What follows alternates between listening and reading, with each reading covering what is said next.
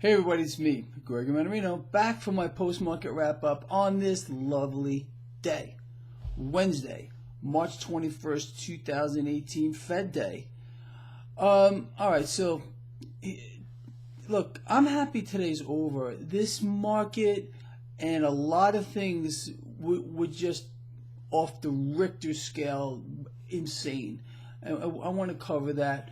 So, let's get right to it. The Federal Reserve did raise the federal funds rate 25 basis points like I expected it to do. Now, a lot of you wrote to me and said, oh, Greg, I got it wrong. You may have gotten it wrong, but I know why you got it wrong. You have to imagine this. Forget what a real market is. We're in fantasy land. You know that. When I'm talking about these markets, I have to actually try to talk myself into realizing that it's fake. Although I realize it clearly that it's just not real. And the illusion had to be kept real. That's the only reason why I was able to nail this down. It's the truth.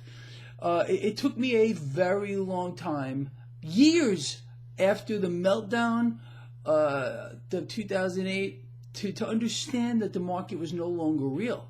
So I had a very difficult time getting a handle on things back then. But now I'm crystal clear on that. And that's the only reason why those of you out here who didn't believe that the Fed was going to raise rates got it wrong. It's not that you really got it wrong. It's that the market is just fake. If you understand that we're in the land of make-believe, then it will become clear to you that the illusion must be kept real. That's the truth. So let's talk about this market today and how it reacted. Right out of the hole today, right at the open, stocks were higher. They quickly reversed. Then, throughout the day, the stocks were gaining. We had a triple-digit gain most of the day. It was kind of interesting, wasn't it?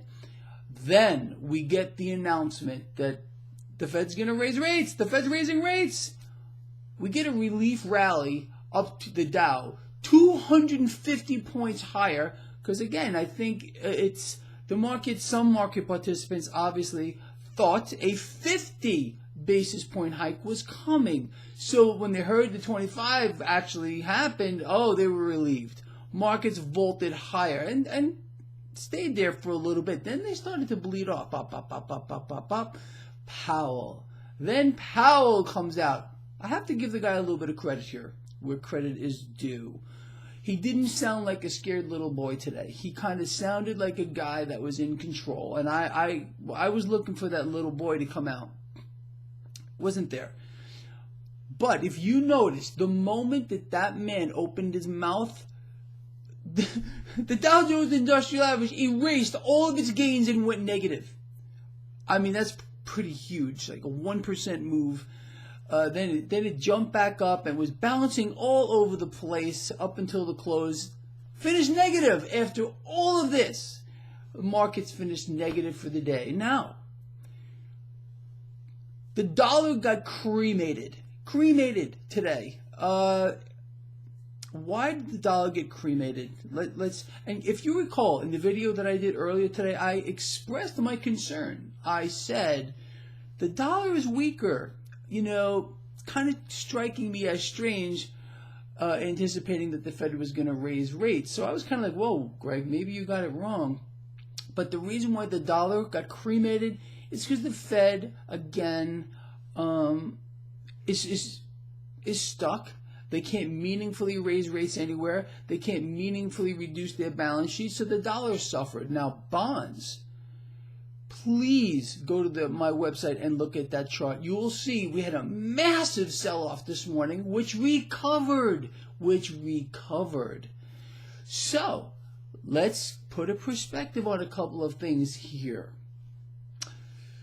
Dollar's down.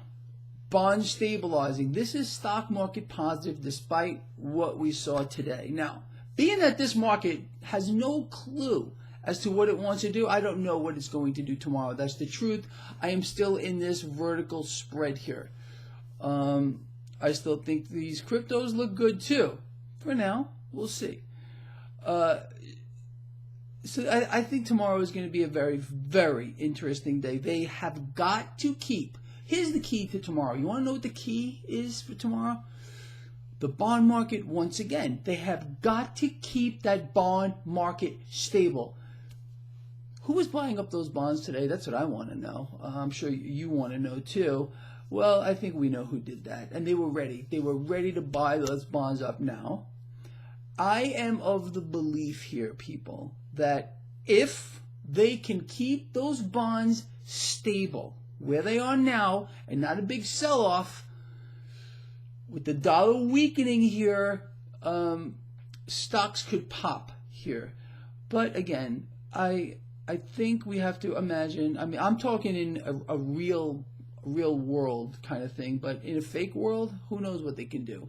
Anything. So until we have a solid direction in our brain as to what the hell this market's going to do, I think we're going to keep opening new positions to a minimum.